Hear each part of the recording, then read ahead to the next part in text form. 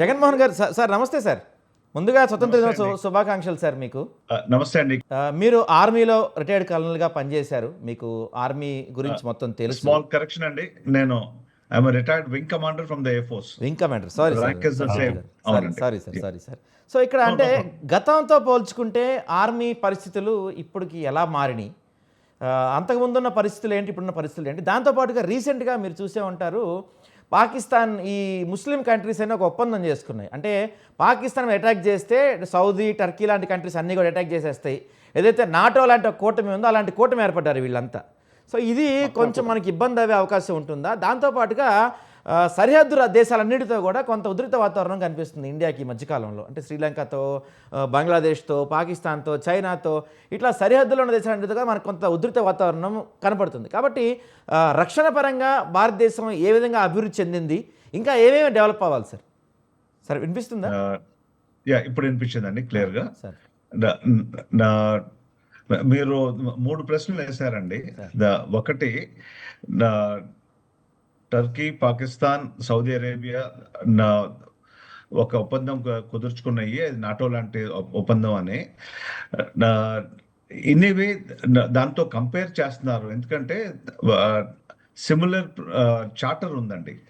అంతేగాని nothing beyond that.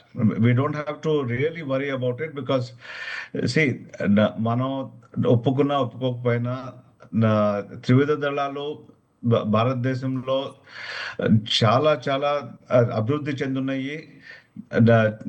చాలా preparation wise మన ఆపరేషన్ సింధూర్లో was one of the finest examples.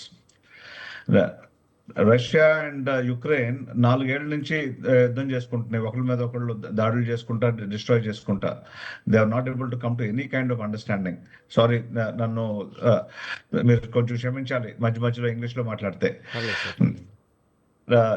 So ఇవన్నీ పరిణామాలు చూసుకుంటే పాకిస్తాన్, టర్కీ, సౌదీ అరేబియా కలిసి ఒక ఒప్పందం చేసుకున్నాయి అంటే మనం జాగ్రత్త పడాల్సి ఉంది, కానీ భయపడాల్సిన అవసరం అయితే ఏం లేదండి.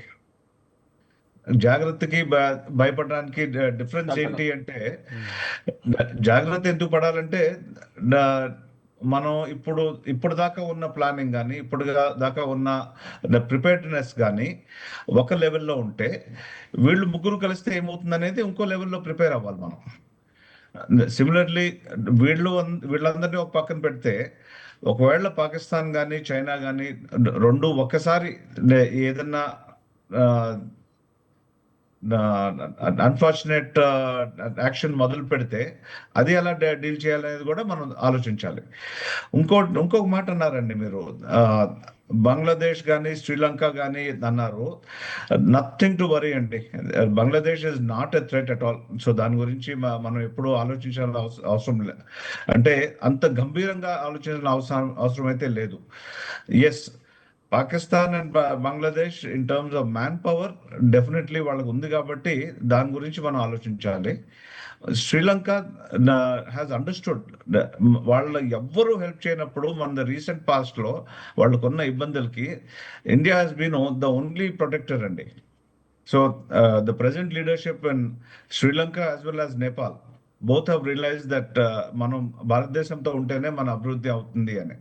సో ఆ దిశలో కూడా మనం అంత అప్రమత్తం అంటే భయపడాల్సిన అవసరం అయితే డెఫినెట్లీ లేదు. ఓకే, ఇవన్నీ పక్కన పెడితే, ఈ 80 years ఆఫ్ ఇండిపెండెన్స్ డే మనం సెలబ్రేట్ చేయాల్సిన రీజన్ డెఫినెట్లీ ఉంది. వీటన్నిటికన్నా పెద్దది ఐ థింక్ ఈ స్వతంత్ర మనకి ఎలా వచ్చింది, ఇండిపెండెన్స్ అనేది ఎవరి నుంచి వచ్చింది, వాళ్ళు ఏం చేసి వెళ్ళారు, మనకి ఏం చేయలేదు అనేది అది ఇప్పుడు భారతదేశానికి, భారతదేశంలో ఉన్న యువతకి బాగా తెలియాల్సిన అవసరం ఉందండి. మనం వెరీ రీసెంట్లీ ఆ లాస్ట్ 1 month లో ఆయన ఈ so called cockroach Janata party and whatever parties గురించి ఇందాక మీరు మాట్లాడొద్దన్నారు, కానీ it is not a party కాబట్టి with your permission I will talk about it. It's only a slogan. It is not a political party, so I will take your permission to continue on that. Yes sir, you can. We have to be extremely cautious అండి. మన మన పిల్లలకి, మన యువతకి, స్టూడెంట్స్కి మనం ఏ values ఇస్తున్నామో, వాళ్ళు freedom అంటే వాళ్ళు ఏమనుకుంటున్నారు, ఇండిపెండెన్స్ అంటే ఏమనుకుంటున్నారు, అలా మాట్లాడొచ్చా, అలాంటి ఆ, దుర్భాష అంత ఓపెన్గా అంత పెద్ద ఫోరంలో నేషనల్ టెలివిజన్లో నువ్వు బ్రాడ్కాస్ట్ అవుతున్నావు అని తెలిసి కూడా వాళ్ళు అంత కాన్ఫిడెంట్గా అంత దుర్భాష ఎలా వాడతారండి? And forget about who they were addressing. The fact is the person they are addressing is of the age of their grandfathers. How can they do it?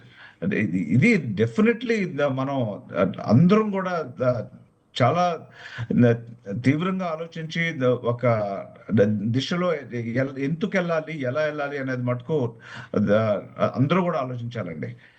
We cannot let this happen.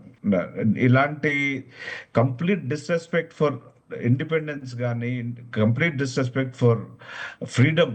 Freedom of speech అంటే ఏంటండి? It is freedom of speech comes with responsibilities. నాకేదో mic ఇచ్చారు, నేను ఎలా పడితే అలా మాట్లాడతాను and ఇంకొకళ్ళ గురించి మాట్లాడతాను అనే అసలు ఆ స్వేచ్ఛ ఎవరు ఇచ్చారండి? These are things I think మనం definitely we should work on as a society. As at least మా generation of people, we should all think. we are we are on the border of, I'm now about 60 years old, so I'm sure the rest of the panel also has children who are at that age, or grandchildren who are there at that age. మనం inculcate చేయలేకపోతే they will inculcate themselves, and today unfortunate self learning can also be extremely dangerous, అండి. Right sir. We have to continue to imbibe correct values కానీ, correct principles కానీ, ఒక direction అనేది definitely యూత్కి ఈ ఫ్రీడమ్ని maintain చేసుకోవడానికి ఇవ్వాలి, నాట్ ఫర్ ఎనీథింగ్ ఎల్స్. వాళ్ళు ఏదో కరెక్ట్ చేయాలని కాదు. ఈ ఫ్రీడము, ఈ ఇండిపెండెన్స్, ఈ స్వేచ్ఛ మనం ఏదైతే ఎంజాయ్ చేస్తున్నామో ఇప్పుడు, దీన్ని కాపాడుకోవడానికి కావాలి values, not for anything else. So I think through your channel and through this opportunity, definitely this should be a guiding principle. And ఇంకోటి అంటారా, as far as armed forces are concerned, నేను retire అయి 15 ఏళ్ళు అయింది, కానీ అప్పటికి ఇప్పటికి ఫ్యూచర్లో కూడా you can be rest assured of one thing అండి, you are in safe hands. You will always have ఈ భారతదేశానికి మనం ఏ పుణ్యం చేసుకున్నామో కానీ, ఈ జనరేషన్స్ లో కానీ మటుకు definitely finest leadership is what your enjoying. ఇవాళ పొద్దున్న I was there with my course mate అంటారు ఆర్మ్ ఫోర్సెస్ లో, బ్యాచ్మేట్ అనొచ్చు in other parlance. Lieutenant general Srihari గారితో ఉన్నాను పొద్దున్న. ఆయన రేపు పొద్దున్న is going to be doing the breath laying ceremony in Chennai, and at their war memorial. Mount Road lo there's a war memorial which has been maintained from First World War నుంచి. అక్కడికి వెళ్ళినప్పుడు he was showing us 1640 నుంచి వాళ్ళు ఎలా వచ్చి ఒక చిన్న few acres of land British east India company కొనుక్కొని ఎలా ఎక్స్పాండ్ అయ్యి మనం పూర్తి భారతదేశాన్నే కాదు ఎంటైర్ సౌత్ ఈస్ట్ ఏషియాని కాంకర్ చేశారో మొత్తం చూపిస్తున్నారు తను. అది చూపించేటప్పుడు వి వర్ ఆల్ డిస్కసింగ్, అన్ఫార్చునేట్లీ మనకి ఈ 400 ఏళ్లే మనకి స్థిరపడిపోయింది హిస్టరీలో. ఎందుకంటే వాళ్ళు రాసింది ఇప్పుడు సగం సేపు నేను ఇంగ్లీష్లో మాట్లాడుతున్నా అంటే అదే ప్రాబ్లం. తెలుగులో మాట్లాడకుండా ఇంగ్లీష్లో మాట్లాడుతున్నాం అంటే ఆ భాషని మనకి మెయిన్ స్ట్రీమ్ చేసేసారు. దాని మూలన మన ఓన్ సంస్కృతి కానీ, మన 4,000 years before that we were established. ఈ 400 years లో మనం కట్టుబడిపోయి ఎంతసేపు దీని గురించే మాట్లాడుకుంటున్నాం. Very very unfortunate, but it's కానీ ఈ 400 years వాళ్ళు మనల్ని రూల్ చేసినప్పుడు ఆ లెసన్స్ మటుకు మనం ఎప్పుడు మర్చిపోకూడదండి. Right sir. Thank you sir, thank you very much sir.